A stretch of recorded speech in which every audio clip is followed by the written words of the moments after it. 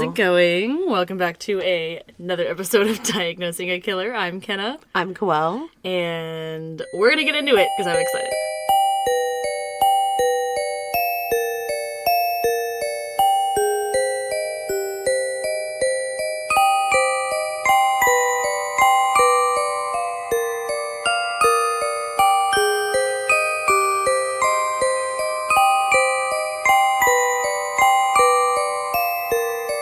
I'm excited too. Yeah? I'm ready to lay back and just listen. Just have the floor just to listen and not have to read. And Cool. Well, we'll get started. Definitely just really quick want to let you guys know about our social media. We are actively gaining followers every day and downloads, which we're really, really excited about. Thank you guys so much for all of your support. It's really cool that I've been looking at our analytics and it shows that we have listeners all over the world, pretty much. It's really cool. With the exception of some areas, but anybody that's listening from another country other than the U.S. is awesome because I don't think I do that, right? How would you even find that? Exactly. I listen to one podcast and they're from Canada. Yeah. It's a little close. But anyway, thank you guys so much for your support. Continue to subscribe to the Patreon. Please send us emails. Reach out to us via Instagram, Twitter, TikTok. Our email is diagnosingakiller@gmail.com, and all of our handles are at diagnosingakiller, with the exception of Twitter, which is at killerdiagnosis. That being said, we're going to move right into the case. Okay, what are we doing? I've been wanting to do this one for so long, and I finally was like, Kenna, just sit down and do the fucking research, because I knew it was going to take a while. This is one of a very infamous killer, and a laundry list of them in California in this time period. Okay. We are going to be talking about Joseph James DeAngelo, A.K.A. the Golden State Killer. Oh, okay, when you said DeAngelo, all I could think of was Beverly DeAngelo, which is an actress. That's not. Yeah, I don't think there's any relation. Maybe not. I don't know. But that's cool. Golden State? Golden State. Ooh. He is scary. He's one of the ones that, if I was an adult during this time period, I would have been, petrified. Oh my gosh. Now, haunting. Joseph James DeAngelo was born on November 8th, 1945, in Bath, New York, to Kathleen Louise DeGroat DeAngelo and Joseph James DeAngelo Sr. Okay. His father was a member of the United States Army throughout World War II as a sergeant, and his mother was a career waitress. Joseph was one of 3 children, his siblings being sister Constance, who they called Connie, another sister Rebecca, and brother John. I do love that name, Constance. Yeah, that's cute, right? And Connie's cute, too. Yeah. I'm not sure if Rebecca and John were older or younger, because I couldn't find it, but Connie was definitely younger than Joseph. So the children were noted as experiencing a very grim childhood, with their grandfather, father, and mother alike being extremely abusive to all of them. Classic. Already, right? Classic. We always hear this. It's never like rainbows and butterflies. And, sometimes it is, but most of the time it's not. Most of the time it's not. Joseph, however, received the most severe beatings growing up for seemingly no reason other than his dad's anger. Joseph Sr. would often lock the children in a closet for several hours, only to beat them mercilessly the minute he let them out. That's so fucked. Ugh. How can you do that to your child? Isolation and then violence. It's awful. Their mother would often withhold food from them and force them to go hungry as well. A fucking course. We hear this, unfortunately, more often as well than not. It's terrible. Yeah, it is. Due to his father's participation in the army, the family would often travel with him to various places while he was stationed there, of course. So one time when Joseph Jr. was about 9, the family went to Germany with their father while he was working. During the time of their stay, Joseph Jr. allegedly witnessed his 7-year-old little sister, Constance, being brutally assaulted and raped by 2 airmen in a warehouse. What? 7 years old. 7? The 2 were playing in the warehouse together when the 2 men entered and overtook Constance, giving way for Joseph Jr. to witness the entire attack without being able to stop them. He just did it. They did it in front of him? Yeah. He's 9. What is he gonna do? In their mind, you know? Still, it's still awful. a witness. Yeah, I know. That's awful. Many people believe that witnessing this was the turning point into Joseph Jr.'s life, and he began to develop very dark feelings from this point forward. Around the time that Joseph Jr. was a teenager, his mother Kathleen separated from Joseph Sr. and began dating another man who was a traveling welder. Kathleen and her new beau decided that they would move back to the States, and around 1959, the two of them, along with Joseph Jr., moved to Rancho Cordova, California. But left the other kids? Yes. Why? Okay. Yeah. Here, Joseph attended Mills Junior High School between 1959 and 1960, and in 1961, he attended Folsom High School, where he was on the JV basketball team. He would go on to receive his GED in 1964, but it was also noted that during this time, Joseph began to play into these awful feelings that he had been harboring. And he started to, you guessed it, torture and kill animals, committing numerous burglaries at this time as well. Like, it just happens. Yeah. I feel like a lot of our podcasts could be skipped, like right at the beginning, knowing what we know now and how many cases we've done. It's like, well, he's going to torture and kill animals. Well, he's going to set fires. He's going to wet the bed. We all know this. Once he had his GED in hand, Joseph Jr. joined the U.S. Navy in September of 1964 during the Vietnam War. It was unclear whether he was drafted or he went on his own accord, but either way, he went on to serve 22 months as a damage control man on the cruiser USS Canberra and the destroyer tender USS Piedmont. Wow, that's a mouthful. I know. I was like, get through this. During his time in the Navy, Joseph earned a National Defense Service Medal and Vietnam Service Medal and a Vietnam Campaign Medal. Like, always getting their fucking medals. They're always getting medals. They gotta overachieve. Of course. After his 22 months ended, Joseph decided he would go back to school, and in August of 1968, he enrolled in Sierra College in Rocklin, California, where he achieved an associate's degree in political science, graduating with honors. In 1970, Joseph became engaged to a nursing student by the name of Bonnie Jean Cowell, but she broke it off in 1971 after he quickly became manipulative and abusive. No way. Really? Of course no not. Way. It was either going to be that or it was going to be a month later, the two would elope. Yeah, exactly. At one point, he tried to manipulate her into helping him cheat on an abnormal psych test, but she refused. So do you think that he, like, actually earned all those I don't know. grades? That makes me think that he won't. After the breakup, Joseph threatened her and attempted to force her to marry him at gunpoint. Oh, so it was both.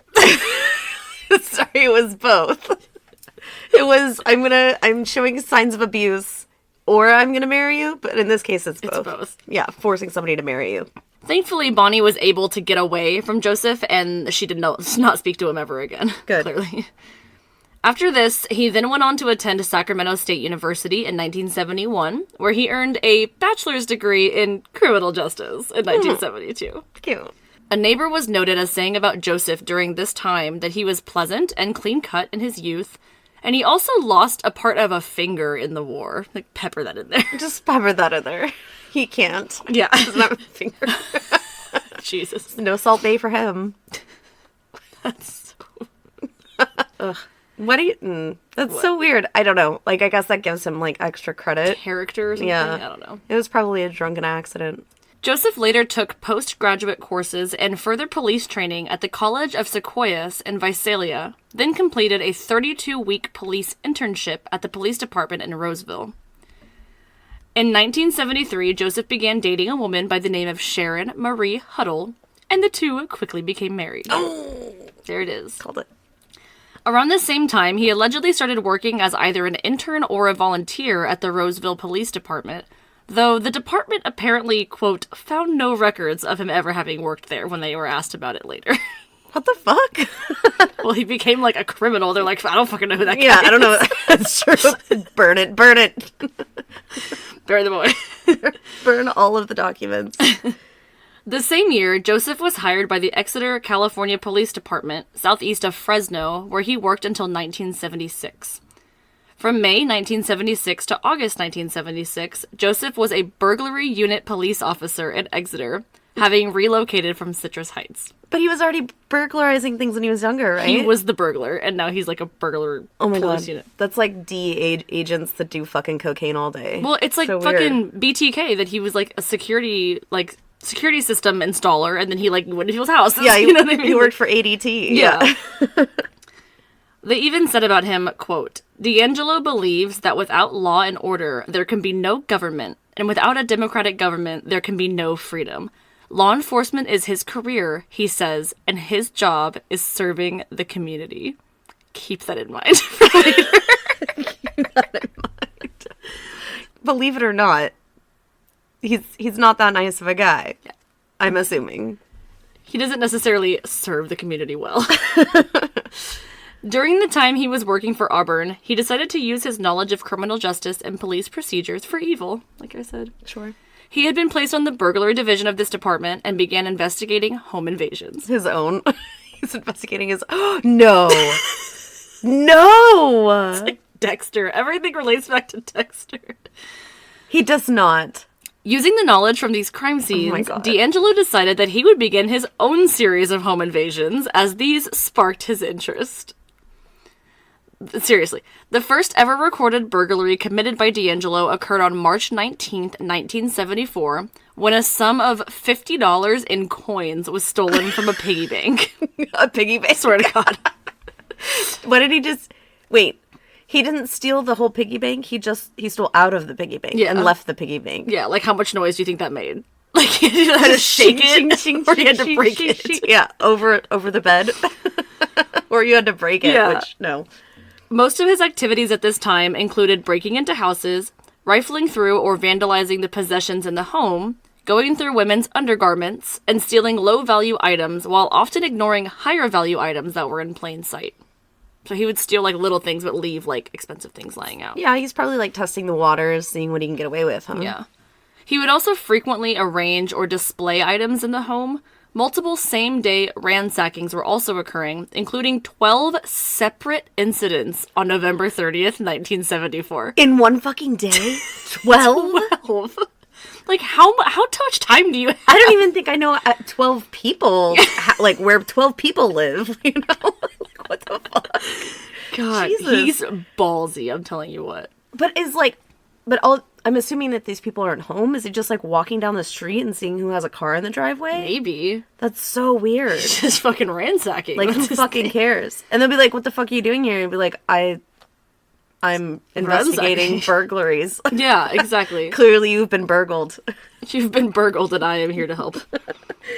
Common MOs of the burglaries included climbing fences, attempting to pry open multiple points of entry, leaving multiple points of escape open, like windows, moving removed window screens onto beds or in bedrooms, and placing, quote, warning items, such as dishes or bottles against the doors and on handles in case, like, a homeowner were to awaken or come home. Okay. So he would, like, put something in front of the door, so if someone tried to open it, he would hear it. Right. He still sounds bumbly as fuck. Like, yeah, no. Like Dumbass. Dennis Panty Raider. Dennis Panty Raider. The burglaries became so frequent and well-known that he quickly gained the nickname the Visalia Ransacker due to the crimes being committed only in Visalia, only 10 miles away from where he worked. It's the Ransacker. Yeah. Oh, he has, like, a shitload of nicknames. No, he doesn't. The Ransacker sounds so lame. The Ransacker. Like, he's not a robber. He's not a burglar. stealer. He's not a burglar. He's a ransacker. Yeah. He comes in and he just fluffs your clothing for you. Your shit and up. then he just leaves, like, small, slight inconveniences wherever he goes. Well, get this. He would often stay inside homes for hours at a time while rifling through clothing and stealing items of significance like one earring or a cufflink. Oh my god, he is! He's the... What is it called? The lamest burglar. The Visalia Vandal. Yeah, the Visalia Vandal. He's the Visalia Inconveniencer. He has all your missing socks. At this time, he was also committing a series of burglaries near Sacramento in Rancho Cordova, including twice breaking into his childhood home. Okay. He broke into his own childhood home twice. Okay. That's only just a little disturbing, though, because you know that's somebody that's dealing with childhood trauma, For sure. These break-ins earned him the nickname the Cordova Cat Burglar. Ooh, the cat burglar now. It's a cat burglar. Yeah, not the laundry fluffer. In the fall of 1975, DeAngelo added sexual assault and murder to his rap sheet. Oh shit, that got real serious real quick. On September 11th, DeAngelo broke into the home of Claude Snelling, 45, at 532 Whitney Lane. Claude awoke around 2 a.m. by strange noises. Upon leaving his bedroom, Claude ran through the open back door and confronted a ski-masked man in his carport, attempting to kidnap his 16-year-old daughter. I did not see that coming. The intruder had subdued the 16-year-old with the threat of a gun, and Claude ran to his daughter's defense. DeAngelo responded by shooting the father twice, stumbling back into the house where his wife was. The father did. Oh, no. After shooting the father, DeAngelo kicked the girl 3 times in the face and then fled the scene, leaving behind a bicycle that he had stolen previously. What? Wait. He had, like, gotten there on bike. He ran on foot. And then was... But he was trying to put her in the car? I guess he was trying to steal the family car? No, there was no car. He was just in the carport. Trying to take her? Yes. On bike. Like, what? Get in my bike. What the fuck? I don't know. That's crazy. Okay, so the dad... Unfortunately, the father would not survive this attack. So sad. He saved his daughter's life, though. He did. That's crazy. After the murder, Beth Snelling, the 16-year-old victim, agreed to undergo hypnosis in order to try to gain further details about the assailant, but unfortunately nothing came of it. That's interesting, though. You don't hear a lot about that. Yeah. A month later, in Rancho Cordova, a mother and her 2 daughters were tied up inside their home and assaulted. After hearing this news, $4,000 was offered as a reward by the police for the Visalia ransackers' capture. You best believe I did the conversion rate. It would be $19,000 today. So they know that it's, I guess, just through description, they know it's the same perpetrator? Yeah, and, like, MO is very similar. Yeah. Other than the fact that now he's kidnapping people. Yeah, exactly. Or whatever, or tying them up, I guess. They don't know at this point that he's the same person that attacked the girl and killed the father, but at the same time, they happen to put up the reward for the Visalia ransacker. They don't know it's him doing it. I see. Yeah. Okay, so the cat burglar and the ransacker may or may not be the same person. Yeah, I don't think that they know that he's and the then now same person. there's potentially a third person who's, like, trying to kidnap young ladies. Nighttime stakeouts were set up near houses that had previously been prowled, but the ransacking continued. The panty prowler. Panty prowler. The panty prowler.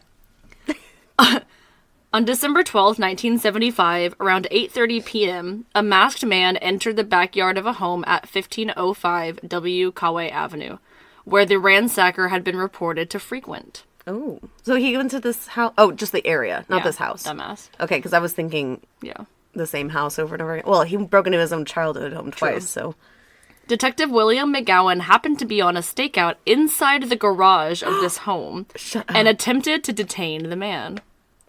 McGowan fired a warning shot, causing DeAngelo to shriek, remove his mask, and feign surrender. Oh my god. He went, ah! And he removed his mask, and he went, don't shoot!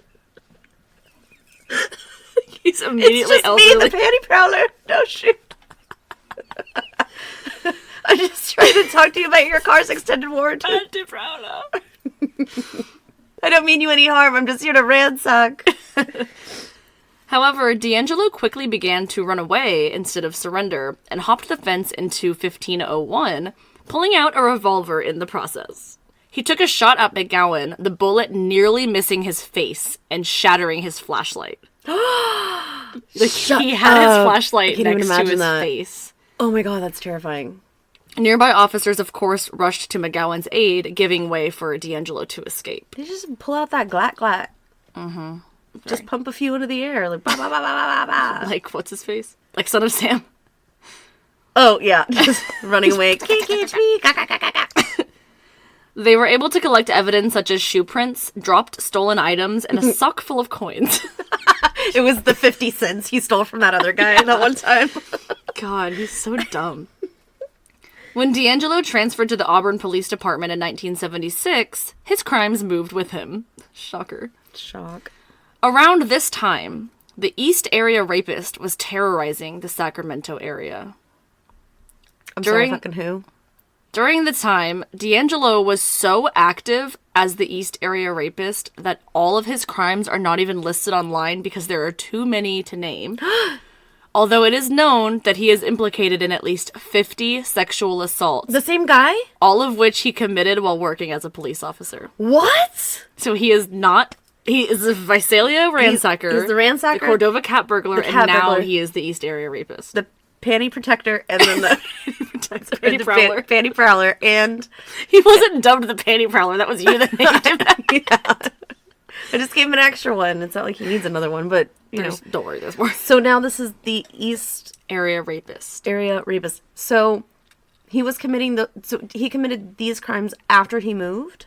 Yes, so he I moved see. away from Visalia and Cordova, and those crimes just suddenly stopped, and now the East Area rapist is at large in another city in Sacramento. Okay, but clearly escalating now because it's not just Yes. inconveniencing by ransacking. It's not just tying up a mother and her child. Yeah. It's Sexual assault. sexual assault now. His initial MO was to stalk middle-class neighborhoods at night in search of women who were alone in one-story homes, usually near a school, creek trail, or other open space that would provide for an easy escape. Ooh, okay. So he thought that out. Yeah. He was seen on multiple occasions by numerous people, but was somehow always able to escape. On one occasion, he was caught in the act and began to be chased by somebody as he was running away. He stopped and turned around, shooting and wounding the young pursuer, but not killing him. Oh my gosh. Like, he's running and then he just turns around and shoots at you and then runs out. Like, that's so Yeah, scary. he did a Berkowitz. During the time of these attacks, many people had seen or heard a prowler on their property before experiencing the actual break-in. So he was just like bumbling a fucking around enough to make a noise. Do you think that he liked that? Like he liked being caught? Or Yeah, like I think he might have, yeah. that he was like, oh, oh, okay. like oh, he can they hear liked me? to Can they kind hear of me? scare someone. Yeah. Yeah. That's interesting. Because that's definitely that wasn't Angel Resendez, but somebody else did that, right? Where they were I think it was they BTK. maybe it was BTK. He liked to scare the shit out of them, and then whatever. Yeah. First, No, BTK would be like, I'm on the run, all I need is money. And then he'd be like, psych. it might have been BTK. DeAngelo would frequently break in when he knew that the house was vacant and go inside and pretty much like set up for the next time he would break in. What So do you he mean?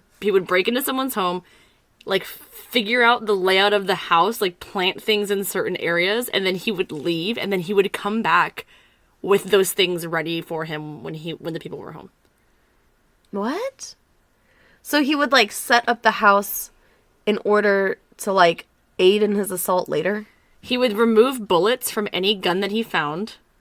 He would hide ligatures and various other torture items as well in order for them to be available to him when he returned. That's fucking disgusting. One of the fucking creepiest things about this guy is that he was literally known to remove the bullets from someone's gun, put it back if it was next to their bedside table, wake them up with a flashlight, and when they reached for their gun, he would show them that he had the bullets in his hand and that their gun was empty. Isn't that so Looking for fucking these. creepy? That's Can you fucking imagine terrifying. that? Oh my god. Okay.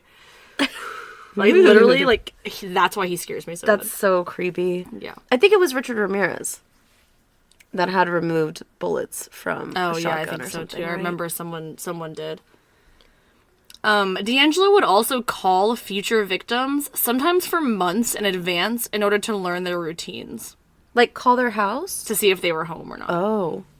Although he originally targeted single women alone in their homes or with children, DeAngelo quickly found himself turning to targeting couples in their homes. It's just escalated. Mm-hmm. His original method was to break into the homes and awake the sleeping occupants with a flashlight, threatening them with a handgun. Victims were then bound with ligatures that he found or brought with him, then blindfolded and gagged with towels that he had ripped up into strips. The female victim was usually forced to tie up her male companion first before DeAngelo would tie her up. The bindings were usually so tight that the victim's hands would be numb for hours after being untied. I was just gonna say though, wouldn't you just like kind of not tie up your significant other if you were like forced to do it? But I guess he's standing there watching you, Yeah, right? he probably checked it too. He would then separate the couple. This is where you're going to be like, what? often stacking dishes on the male's back and threatening to kill everyone in the room if he heard them rattle, i.e. try to move or get free. That's hilarious, because I feel like I reference that all the time in these all casts, the time. and I never know who it is. And I'm like, like that one guy with the plates? Yeah. And then the next episode, that one guy with the plates? Yes. Content warning. He would then move the female to the living room and proceed to rape her, with her partner seemingly being able to hear the whole time. That's awful. That is fucking disgusting. Disgusting. During these newfound attacks, DeAngelo would sometimes spend hours in the home making food for himself or ransacking various rooms. He would ransack that fridge. He would usually sexually assault the women multiple times during these visits as well and drink any alcohol in the home. So you get fucked up and wasted, and that's so fucking disgusting. That's so gross. Ugh. In fact, he would actually hang around so long that sometimes the victims would think he was gone until he, re-emerged from the darkness. He was fucking taking a nap somewhere. He's just, quiet. He would always escape the homes on foot, but it is believed that he used a stolen bike to get him back to where his vehicle was, or at least far enough away from the scene. The East Area Rapist attacked various victims from June 1976 until May 1977. So 1 year. Yeah, pretty much. During this time, he took a 3-month hiatus, but returned again in San Joaquin County in September before returning to Sacramento. So why do you think that is sometimes? Because we see that sometimes, where it's 3 or 4 months off. Routine is a big one. Remember we say sometimes when they're in a routine, they don't have to do it. He's married to this woman at this point, so maybe they're trying for kids, which means they're having sex more often, and maybe he doesn't feel like he needs it. You know what I mean? There's can be a lot of different factors. Or job changes and all that stuff. Well, he's had the same job this time. Yeah, but I'm just saying another example. Yeah. On March 18th, 1977, the Sacramento County Sheriff's Office received 3 calls from a man claiming to be the East Area Rapist. Ooh. None of these phone calls were recorded, however. Conveniently. The first 2 calls received at 4:15 and 4:30 p.m. were the same type of call, ending with laughter and hanging up. Terrifying. The final call came in at 5:00 p.m., and the caller stated, quote, "I'm the East Side Rapist, and I have my next victim already stalked, and you guys can't catch me." Are you the East Side Rapist, or are you the East Area Rapist? Get it right. There's 2 different ones, so you can't be both. Sorry. We already gave that name to another person. Can't have it. Bumbling. Panty Prowler. On December 2nd, 1977, the Sacramento Police Department received a similar call stating, quote, "You're never gonna catch me, East Area Rapist, you dumb fuckers. I'm gonna fuck again tonight. Be careful." That's so fucking gross. That is disgusting. I'm gonna fuck again tonight. Your nasty dick. Really, he had a micro penis, too.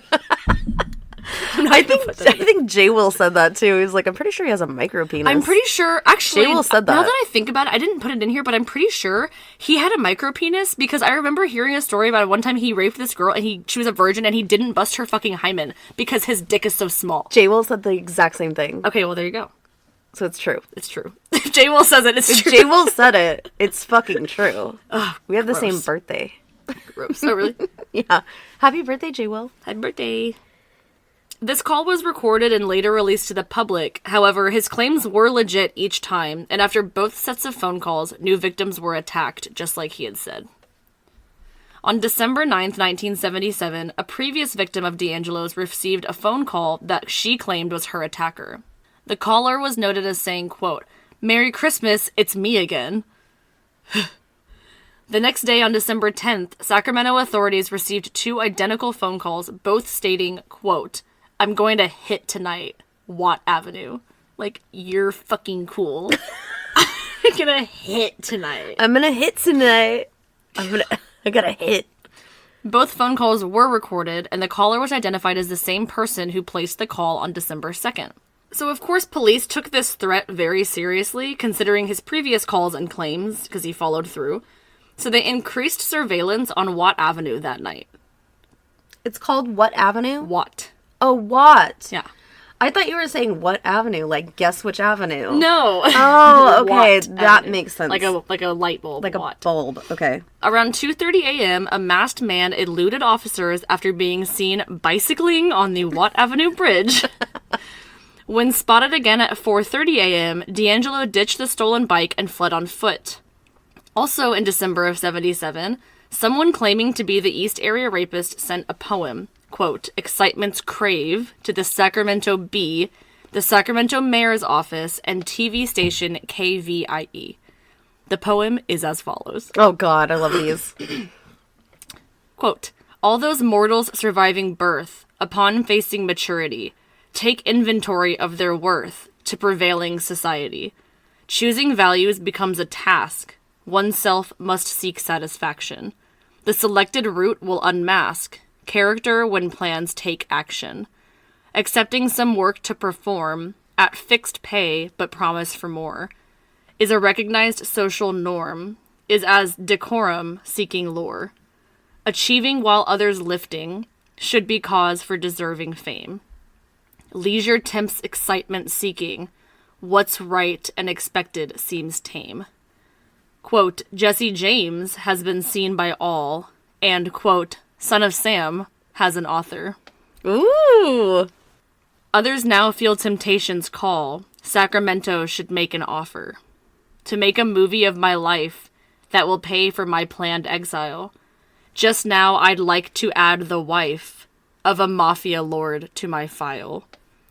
Your East Area rapist and deserving pest. See you in the press or on TV. End quote.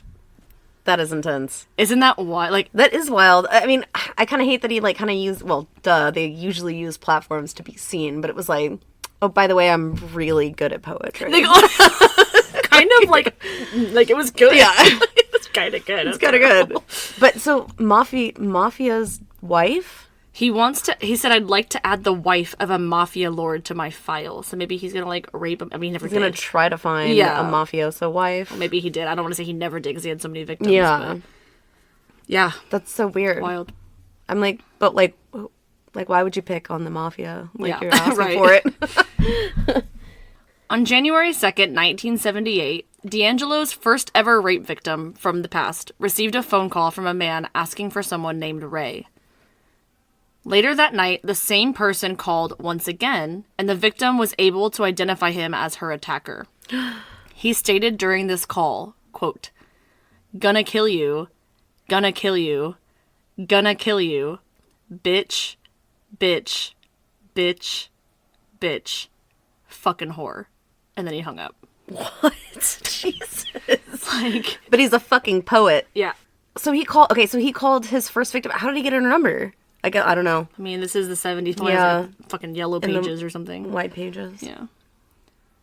On January 6th, 1978, a man claiming to be the East Area Rapist called the Contact Counseling Service and said, "I have a problem. I need..." What? What? It's supposed to say, "I need help," but it says, "I need herp." I need the herp. If I had herpes, I'd stop doing this. Quote, I need herp. Please get me some herp. I need herp. Okay, he said, quote, "I have a problem. I need help because I don't want to do this anymore." After a short conversation, the caller spoke again and said, quote, "I believe you are tracing this call," and then hung up. Yeah. Creepy. DeAngelo attacked 5 times during the summer of 1978 in Stanislaus and Yolo counties before disappearing again for 3 months, and then moved primarily to Contra Costa County in October and stayed until July of 1979.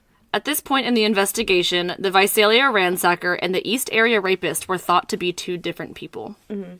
Also at this time, a newly noticed serial killer by the name of the Night Stalker appeared in the media. Unbeknownst to the world, this was the Visalia ransacker and the East Area Rapist, and he had committed his first murder over a year prior. Wait, so it wasn't Richard Ramirez? But they called him the Night Stalker? Just wait. Oh my gosh. There's already Son of Sam and Night Stalker, but not Night Stalker. Yeah. His Night Stalker. Ooh. On February 2nd, 1978, Brian and Katie Marjorie were walking their dog in the Rancho Cordova area, closely where the East Area Rapist was stalking, and they had an unfortunate run-in with him. Ugh. After a supposed confrontation, DeAngelo shot Brian, seriously injuring or killing him. It wasn't clear if it was immediate death. He did ultimately die. And in response to this, Katie ran away and yelled for help. DeAngelo was able to catch up with her and delivered a fatal gunshot to her head, according to prosecutors. Wow. Just like in the street? Mm-hmm. That poor dog probably was like, what do I do? He left the dog?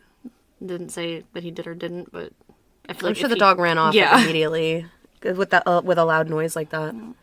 Brian Madry was a military policeman for the U.S. Air Force and was living on base at the time of the attack. That's so sad. On December 9th, 1978, during the investigation of one of his attacks, investigators discovered 3 sheets of notebook paper where a suspicious vehicle had been parked. They believe the pages were dropped accidentally, like out of a notebook or out of like a bag of some sort. The first sheet looked to be a homework essay on General George Armstrong Custer, while the second sheet contains a journal-style entry describing a teacher who made students write lines, which the author did not like. On the second paper, read the following, quote, "Mad is the world that reminds me of 6th grade. I hated that year. I wish I had known what was going to be going on during my 6th grade year, the last and worst year of elementary school. Mad is the world that remains in my head about my dreadful year as a 6th grader. My madness was one that was caused by disappointments that hurt me very much. Disappointments from my teacher, such as field trips that were planned, then canceled. My 6th grade teacher gave me a lot of disappointments, which made me very mad and made me build a state of hatred in my heart. No one ever let me down that hard before, and I never hated anyone as much as I did him. Disappointment wasn't the only reason that made me mad in my 6th grade class. Another was getting in trouble at school, especially talking. That's what really bugged me, was writing sentences. Those awful sentences that my teacher made. Me write.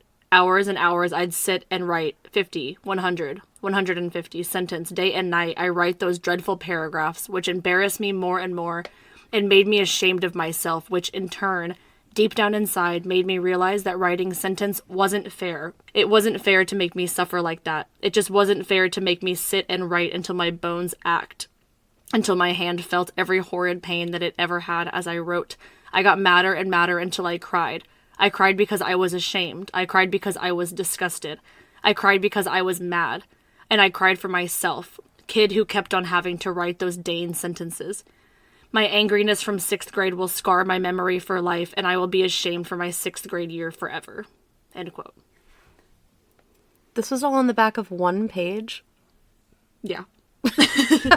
That is definitely 2 pages worth of content. Yeah, definitely. And all of those, like, seemingly sounding typos, like, I read it how it was written. Yeah. Right? You know, I know how to read.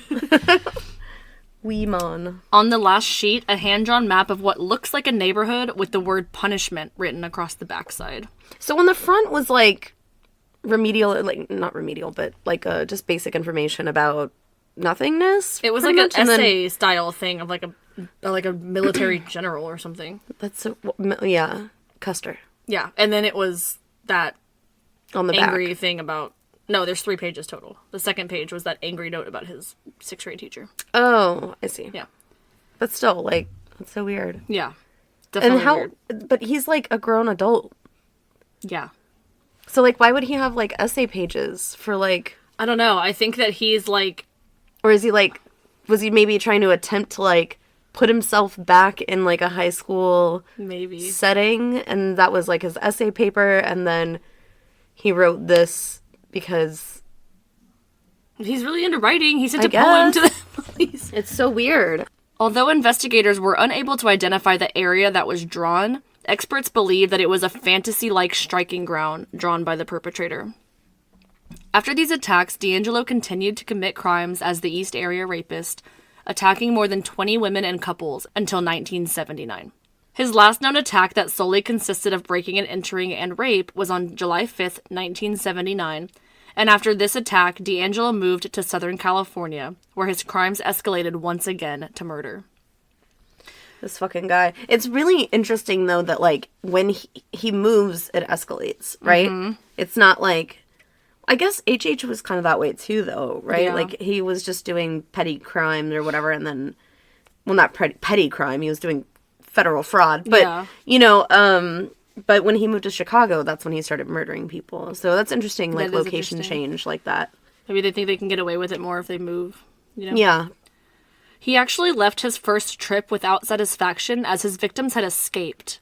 But ultimately, DeAngelo would continue to kill until 1986, where he earned the nickname the Night Stalker and evaded responsibility for these attacks until many decades later when he was renamed the original Night Stalker after Ooh. Richard Ramirez took the previous title. Interesting. So he got dubbed OG Night Stalker. Yeah.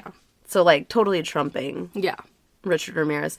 Because, well, I forget what the years were for Ramirez. Well, Ramirez was born in 80s like the and 90s, 70s. right? Yeah, and this is like the late 70s. Where Well, he's getting 80s, this I from. guess, not, yeah. So, yeah, well, he was born in the 50s, so Yeah. I guess, yeah.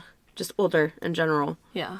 On July 2nd, 1979, DeAngelo had his first and only run-in with the law until his capture And when? in 79. Okay.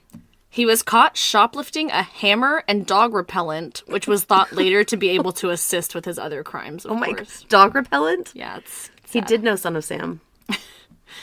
DeAngelo was suspended by the Auburn Police Department pending the investigation, and about 2 months later, on August 27th, he was relieved from his duties as an officer of the law, and his career in law enforcement came to an abrupt end. Interesting. I wonder how he felt about that. Because that's kind of like your cover. Yeah, Like, exactly. where you work, I'm a where good you guy. Yeah, Yeah. exactly. Where you go to church and all that other stuff is part of your cover. On October 1st, 1979, DeAngelo broke into a couple's home in Southern California and tied them both up, reenacting his usual MO. While he was rifling around their things, the couple overheard DeAngelo talking to himself, saying things like, quote, "I'll kill them." Who are you fucking proving that to? Who are you talking to? Obviously terrified, the couple began to try to free themselves from the restraints as DeAngelo was in the other room. While doing so, the woman began screaming very loud, causing alarm in the home. Oh my gosh. DeAngelo did not want to risk the other neighbors hearing and getting concerned, so he took off on a bicycle that he probably stole. That he probably stole. In fact, a neighbor did hear the screaming, and he just so happened to be an FBI agent. Oh shit. He pursued DeAngelo, who had abandoned the bicycle and a knife, and fled on foot. Because you're faster than a bike, right? Right, On I foot. don't understand. He must have just been really bad on a bike. Well, he did flee through connecting neighbors' backyards, so he probably couldn't get the bike like through the, the fences and stuff. DeAngelo was able to escape and disappeared into the night. He must be in good shape if he can keep running these people. Well, clearly he doesn't know how to ride a bicycle. He should just stop with the bicycle. Just runs with the bike. He might as well just get a taxi to drive him everywhere. On October 26th, DeAngelo faced charges in court for his petty shoplifting, with the jury unknowingly deciding the fate of a murderer. That's so creepy. Isn't that creepy? Yeah, that's creepy. Unfortunately, these other crimes had not yet been connected to DeAngelo, and he was found guilty for his shoplifting, fined $100, and sentenced to 6 months probation. Write a poem about that. Probation, though. He never went to jail. I know. Write a poem about it. On December 30th, 44-year-old Dr. Robert Offerman and 35-year-old Deborah Alexandra Manning were found shot to death in Robert's condo in Goleta. When police arrived at the scene, it was noted that Robert's bindings were untied, indicating that he got free at one point and tried to lunge at the attacker. Oh my gosh. When questioned, neighbors also said that they did hear multiple gunshots at the suggested time of death. Also found at the scene, paw prints of a seemingly big dog, suggesting that the killer may have brought one with him. What? To scare them, maybe? But why would he buy dog repellent and then buy a dog? He's a weirdo, I don't know. Fucking weirdo. He steals children's bikes to tie up people in their homes. Lastly, DeAngelo had also broken into the vacant adjoining home and stolen a bicycle, Oh, God. later found abandoned on a street north of the scene of the crime. Because he doesn't know how to ride one. These would be the first murders committed by the original Night Stalker. On March 13th, DeAngelo broke into the home of 33-year-old Charlene Smith and 43-year-old Lyman Smith, a married couple living in Ventura. Upon entering the home, he proceeded to subdue the couple, and he raped Charlene. The two had their wrists and ankles tied with drapery cords, and the knot was noted as being an unusual knot known as the diamond knot on Charlene's wrist. Is it like a Boy Scout thing or it's a Navy thing? Wait, did he serve in the Navy or the Army? He was in the Navy. It's a Navy knot. A Navy knot! A Navy knot! Oh, shit. The 2 victims had been bludgeoned to death with a log taken from a woodpile on the side of the home. Jesus. The fancy knot that was used to tie up Charlene was so unusual that the murderer was therefore briefly given the nickname the Diamond Knot Killer. Oh my god. He's just racking them all up. These aliases. Just racking them up. Unlike some other idiots that, like, write into newspapers. Yeah. And, like, create their own aliases. I like the following. How about you? I like the following. How about you? You pick it. This diamond knot also gave way for the police to connect the original Night Stalker with the East Area rapist, as the same knot was used at 2 different crime scenes. Ah. On August 19th, 24-year-old Keith Eli Harrington and 27-year-old Patrice Briscoe Harrington were found bludgeoned to death in their home in a gated community. Patrice Harrington had also been notably raped, and although no murder weapon or ligatures were found at the scene, there was evidence that both of the wrists and ankles of each person had been bound for a period of time. So he had bound them up at some point and then took the stuff with him after they were deceased, it seems like. Patrice was a nurse in Irvine, and Keith was a medical student at UC Irvine at the time of their deaths. They had been married for only 3 months. They were like newlywed. I know. That's so sad. Following this horrific crime, Keith's brother Bruce later spent nearly $2 million supporting California Proposition 69, authorizing DNA collection from all California felons and certain other criminals. Hell yeah. That's Richard Ramirez. That happened right when he was caught. Yeah. After these murders occurred, a $25,000 reward was offered for the capture of the original Night Stalker. $102,621 today. Wow. On February 6th, 1981, 28-year-old Manuela Whithun was in her home alone when an intruder entered unannounced. Manuela was home alone because her husband was in the hospital for an extended period of time, and she just happened to be staying at home that night. Could you imagine being in the hospital when something like that happens to your partner? Once DeAngelo entered her home, there was evidence that he tied her up with his usual MO. DeAngelo raped and murdered the woman, leaving no murder weapon or ligatures behind once again. That's weird that he just all of a sudden decided to start taking those, but do you think it's because he knew that they had found the knot? I think maybe so. Maybe he was like, I've done this too many times now. Like, I need to start, like, making sure I'm, like, being more aware. Switching it up a little bit? Yeah. Interesting. Manuela's TV was also found in the backyard, seemingly the attacker's attempt to make the scene look like a robbery gone wrong. Dumbass. Just the TV? Yeah. Nobody gave a shit about anything else in there? Her, like, diamond earrings are still on. Yeah. He just took one. On July 27th, 1981, 35-year-old Sherry Domingo and 27-year-old Gregory Sanchez became the original Night Stalker's 10th and 11th victims. The two were hanging out at Sherry's home on Taltic Way in Goleta, only 4 blocks down from the murders of Robert Offerman and Deborah Alexandra Manning. This guy is so ballsy. Like, he does not give a shit. Upon entering the home through a small bathroom window, DeAngelo did not tie Gregory up, but instead shot him in the cheek, wounding him badly before beating him to death with a garden tool. Jesus Christ. He's ruthless.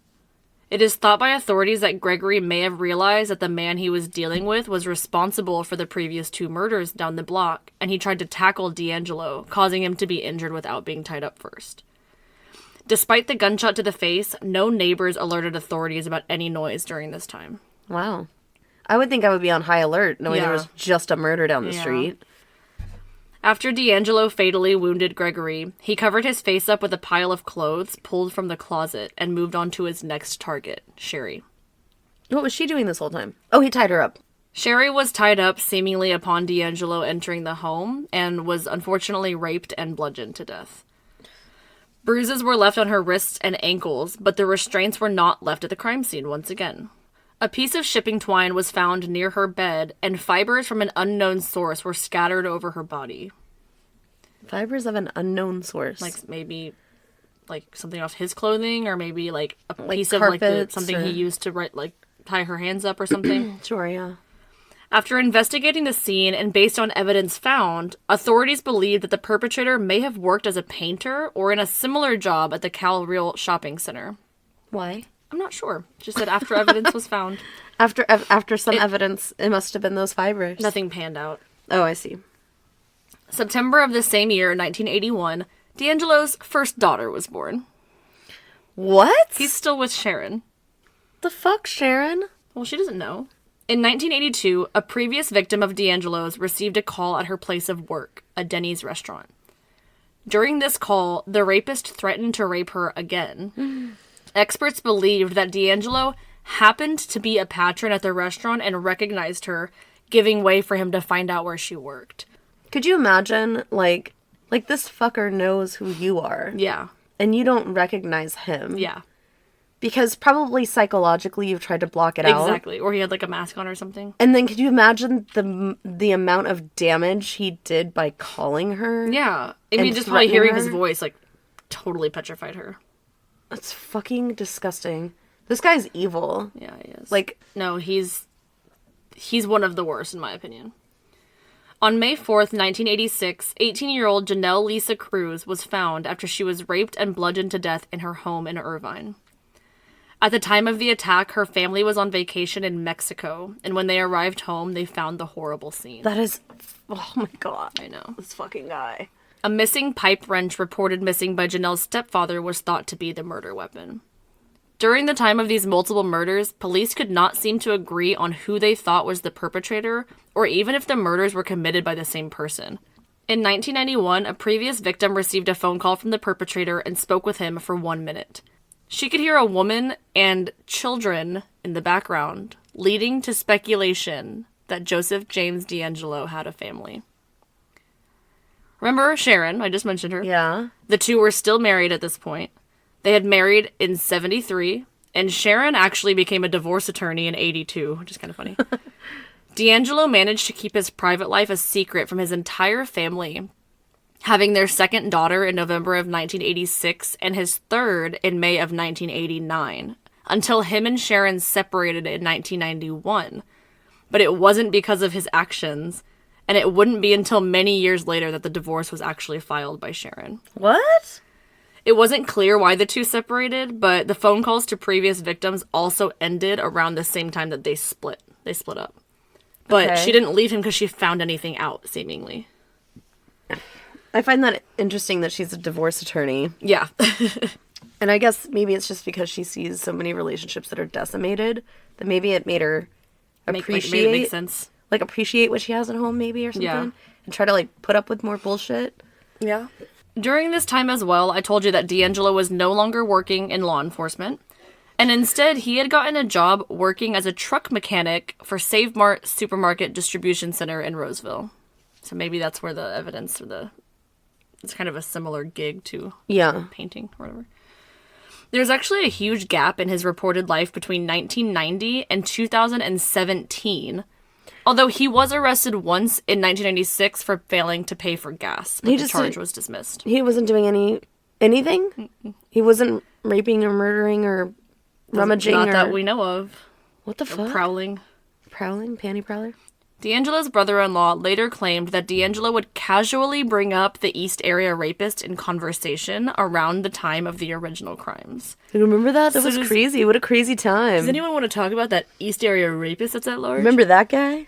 No, he was talking about it, like, during the time it was happening. Oh. Like, he's like, come to think of it, he was mentioning the East Area rapist a lot when East Area rapist was that large. Come to think of it. Neighbors also reported that he would frequently engage in loud, profane outbursts that they could hear. One neighbor reported that his family received a phone message from DeAngelo threatening to, quote, deliver a load of death because of their barking dog. Sounds like Son of Sam. Deliver a load of death. I'm gonna deliver a load of death. Between 1996 and 2001, before officially connecting the original Night Stalker to the East Area rapist, some law enforcement officials sought to link the Goleta cases as well. The links were primarily due to similar MOs, and police were beginning to put the pieces of the puzzle together. On April 6, 2001, the day after an article in the Sacramento Bee linked the original Night Stalker and East Area rapist, a victim of the rapist received a call from DeAngelo. He asked, quote, remember when we played? Go fucking gross, right? Like, that's vile. Oh my god, that is... Oh, this guy is disgusting. Disgusting. Although the links of these crimes were made in the early 2000s, DeAngelo was able to lay low for many more years without being known to commit them. Not to commit any more. That's crazy. Though his crimes were now considered cold cases, law enforcement was still actively looking for any clues that would link them to the identity of the killer. As a result of DeAngelo's unsolved crimes, California lawmakers began pushing for a centralized DNA database, and the law passed in November of 2004. Using the new information and technology to their advantage, police kept working the case, and by January 2007, all of the original Night Stalker murders and 55 sexual assaults from the East Area Rapist had been definitively linked to the same attacker. Dang, so they went through like all those kits and everything and linked it all. In addition, 1 month later, in February, a retired detective linked the Visalia ransacker cases to these crimes. Now, with the original Night Stalker, the East Area Rapist, and the Visalia ransacker crimes all linked together, some saw the need to create a new name for this one perpetrator. And in 2011, true crime writer Michelle McNamara coined the most infamous name for this attacker, the Golden State Killer. Between 2013 and 2017, partially thanks to the release of this new nickname of the perpetrator, investigations by multiple law enforcement agencies ramped up yet again. On June 15, 2016, 40 years after the first known assault by the Golden State Killer, the FBI added an additional $50,000 reward for any information leading them to the killer, and adding new composite sketches and crime details as well. Eventually, quote, through the use of genetic genealogy searching on GED Match, investigators identified distant relatives of DeAngelo, including family members related directly to his great-great-great-great-grandfather, dating back to the 1800s. What the fuck? So it's not like he's like, nah, that ain't me. Yeah. Like, it's like, no, like... It's like a 1 in a trillion chance. Yeah, exactly. So there's a chance. Based on this information, investigators were able to build about 25 different family trees, and the one that led to DeAngelo specifically contained about 1,000 people. They literally had his entire life, like his entire ancestry laid out, and they just had to narrow it down, like who it was. Over the course of the next few months, investigators used other clues like age, sex, and place of residence to rule out suspects populating these trees, eliminating them one by one until only DeAngelo remained. This is in 2004? This is in 2017. 2017? Yes. Like yesterday? Yes. For fuck's sake. The idea of using this investigative genetic genealogy came from cold case investigator Paul Holes, who even used a still sealed sexual assault kit from 1980 to begin his search. Whoa. On April 18th, 2018, a DNA sample was collected from the door handle of DeAngelo's car. The sample was a match to samples associated with Golden State Killer crimes. What the fuck? During this time, investigators also looked at multiple other suspects for the crimes they had been researching all the while. Brett Glaspie from Goleta was considered to be a suspect by the Santa Barbara County investigators. However, they found out that he himself was murdered in Mexico in '82, before the murder of Janelle Cruz, eliminating him as a suspect. Wow. Paul Cornfed Schneider, a high-ranking member of the Aryan Brotherhood. There it is. was living in Orange County when the Harringtons, Manuela Woodham, and Janelle Cruz were killed. However, a DNA test cleared him in the 90s. Lastly, Joe Alsip was a friend and business partner of the victim, Lyman Smith, and allegedly confessed something to his pastor during a family counseling session. Oh, no. Alsip was arraigned for the Smith murders in 1982, but the charges were later dropped, and his innocence was confirmed by DNA testing in 97. That's good. I hope he was a good person. Yeah. As far as DeAngelo goes, the evidence was compelling. He grew up in Rancho Cordova. He lived and worked near Visalia as a police officer during the Visalia ransackers spree. He transferred to Auburn at the same time the East Area Rapist spree began. And following his termination from the police department, he briefly lived in Southern California at the start of the original Night Stalker killings. On March 18th, 2018, the Sacramento Sheriff's Department began railing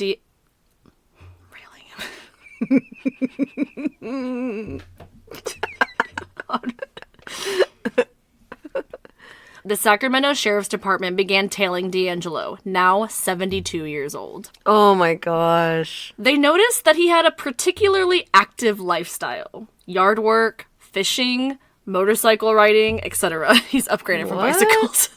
Yeah. On April... It's so true. He learned how to ride a motorcycle. That's great. On April 23rd, 2018, the Sacramento PD used an empty garbage truck to collect DeAngelo's trash with the goal of extracting his DNA from a discarded piece of trash. And later that day, rapid DNA testing definitively linked DeAngelo to several East Area rapist and original Night Stalker crimes. The next day, on April 24th, 2018, Sacramento County Sheriff's deputies arrested DeAngelo and subsequently charged him with 8 counts of first-degree murder with special circumstances. Because of his age? Well, I didn't know what that meant either, so I had to look it up, but pretty much means that they have the right to try him with harsher punishment due to the nature of the crimes. Oh. So I thought it might have been an age thing, but apparently it's like, you know, some things can be ruled out, like there has to be like a maximum sentence. I think that they kind of like vetoed that in this case. Yeah, they were just like, fuck this guy. DeAngelo was living with one of his daughters, his eldest daughter, and her daughter, his grandchild, at the time of his arrest. What the fuck? Several months after his arrest, Sharon Marie Huddle filed for divorce from Joseph James DeAngelo. After he was in his 70s? After he was caught? Mm-hmm. Then she filed for divorce? She didn't know until he was caught that he was the Well, they perpetrator. weren't together, I guess, Yeah. but still. On May 10th, the Santa Barbara County District Attorney's Office charged DeAngelo with 4 additional counts of first-degree murder.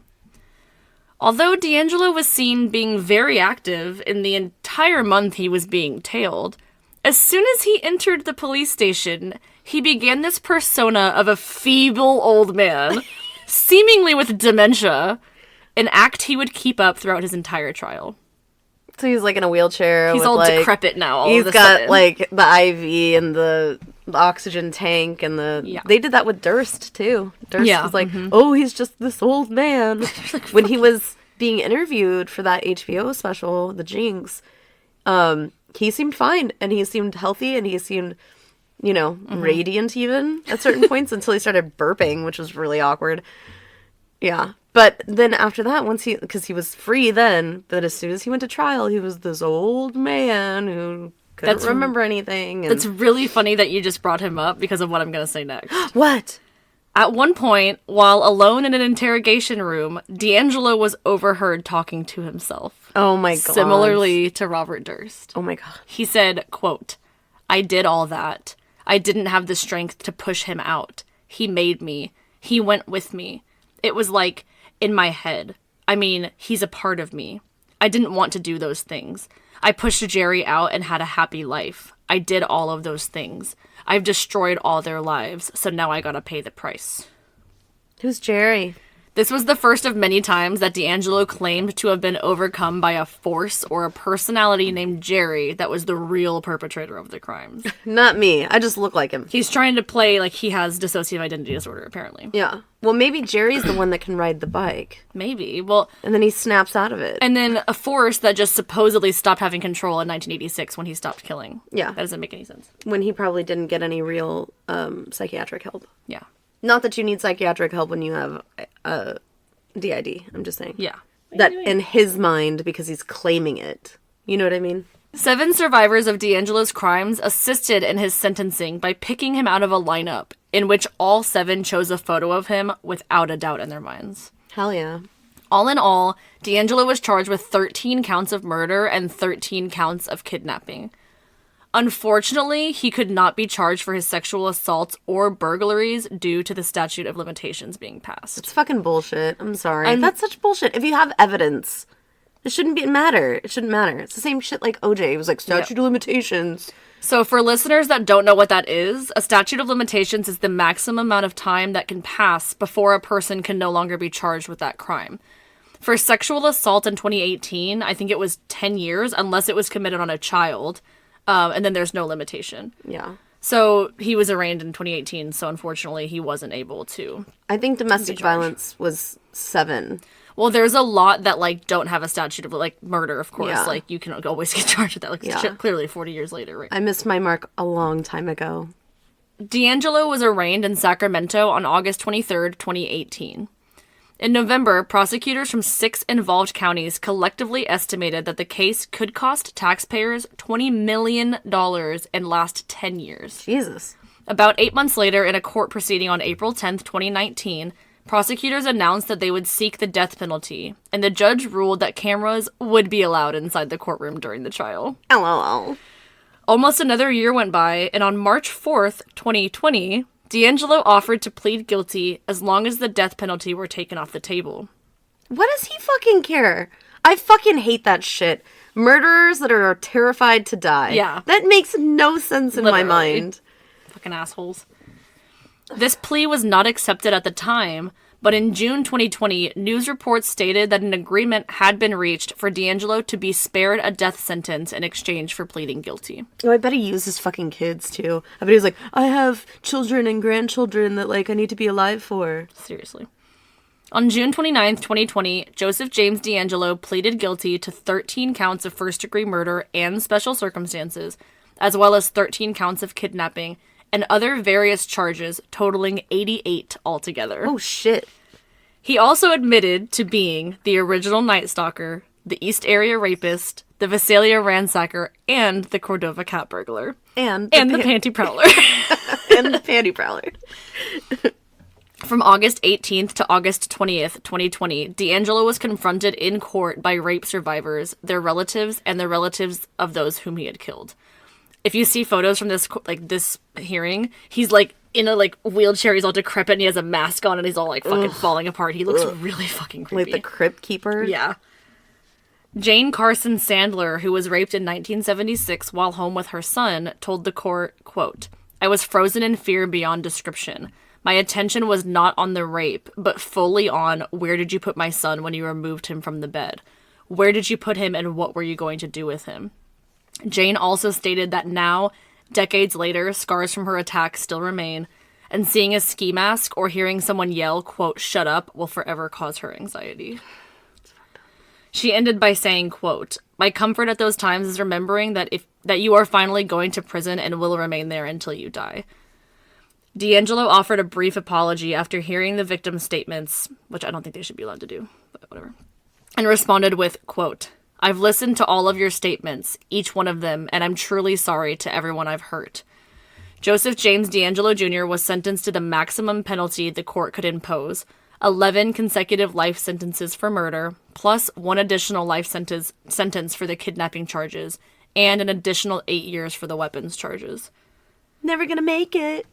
Yeah, you're gonna be like 5,000 when you get out. In November of 2020, DeAngelo was transferred to the North Kern State Prison, and as of February 2021, he is incarcerated in protective custody at California State Prison, Corcoran. So he's still alive. The last thing I can find is from early last year, but he's still kicking. That's crazy to me that, he's under protective custody, but if you think about how long he operated, and how many people he affected, there's got to be at least one or two people in there that know somebody that was affected by him. Well, yeah, and also, maybe they're thinking, if they can keep him at all times, maybe he'll confess to more things and they can close more cases, That's true. For his family and the people around him, nobody really knew, the monster inside of him. His eldest daughter came out years later and stated that he was the perfect father and she loved him for who he was at home. His wife, Sharon, stated that she simply believed his reasons for being out of the house so often and she never thought anything was amiss about his lifestyle. That's so scary. Thinking that, the person that you shared a home with was, they're like a total chameleon. Neighbors of his, however, thought differently about the husband and father. One of his close neighbors, Corey Harvey, confirmed that DeAngelo was living with his daughter and granddaughter, but was shocked at the arrest, stating that she simply knew DeAngelo as, quote, Joe, the old man who said retirement was a great opportunity to go fishing. She also said that Joe was an avid bike rider and that he was a normal man, quote, except for that quirkiness of getting mad. So he still had a temper in his 70s. It's a quirk. Getting that mad is a quirk. Other neighbors saw this angry side of him more often than not. Natalia Bedes-Correnti, a neighbor that lived a few doors down, stated, quote, "We used to just call him Freak." Which is kind of fucked up, but he is. Still.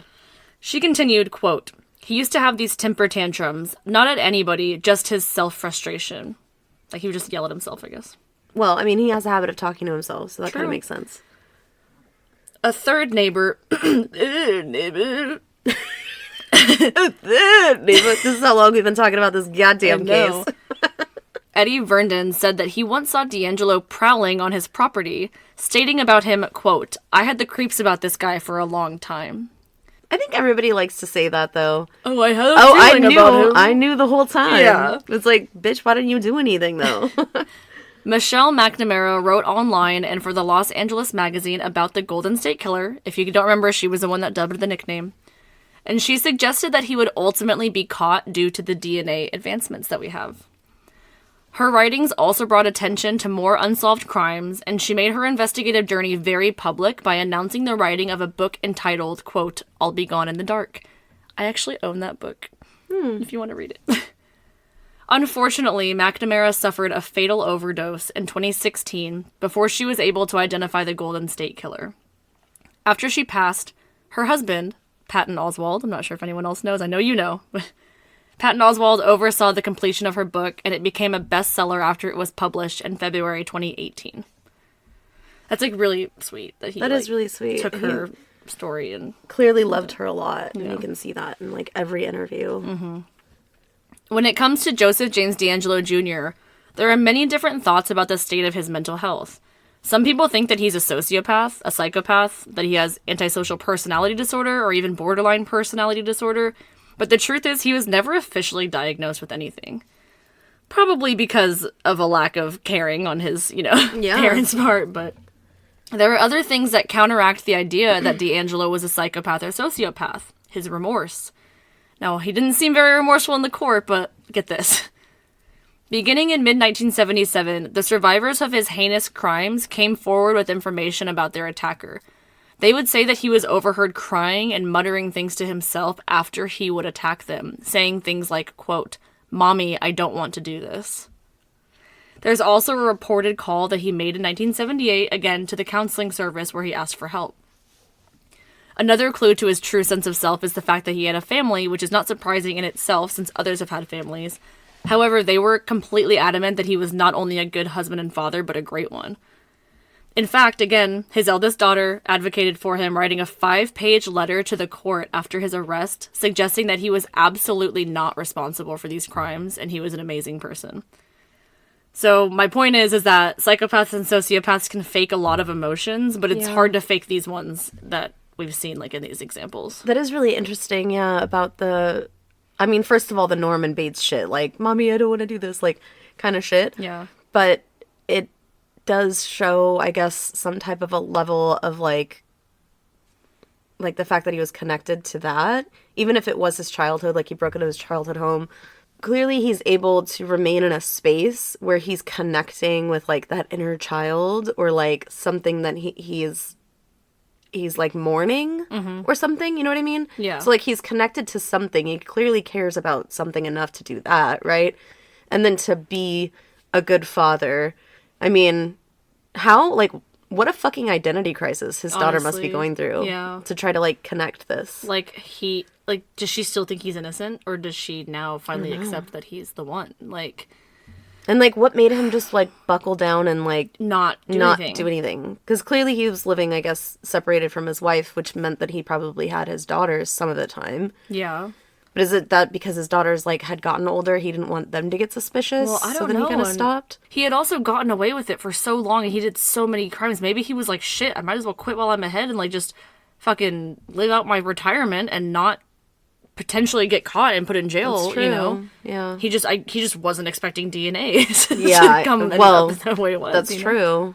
Yeah, and for it to be so easily accessible to people. Yeah, exactly. That's crazy. Yeah, that's it. What a good case. Oh, it took me a long time to research that, but it was a really good... it needed to be done. No, it definitely did. And, I mean, I've heard this story for the first time, like, a full podcast episode about it. The first time, like, in 2018. Like, I think they did it because he had gotten caught. Yeah. And so, yeah, it was a really good episode. I definitely remember hearing about it. I just didn't realize it had been so long that he had, like, not committed any crimes. Yeah, that's wild, right? Yeah, thank you guys for hanging out with us. We're going to get this out pretty quick, and we're going to really buckle down. We've been talking about just going for it. I got the itch all over again. And then I have a bunch of unexpected free time, so I'm going to be using that to to get out some content. We're still looking for sponsors, of course. Donate to the Patreon if you'd like. Share us. Please, like, tell everybody that you know about us. We're not going to ever not want more listeners. So, but yeah, that's all I had. All right. Okay, well, let's Sounds good. Love you. Love you. Bye.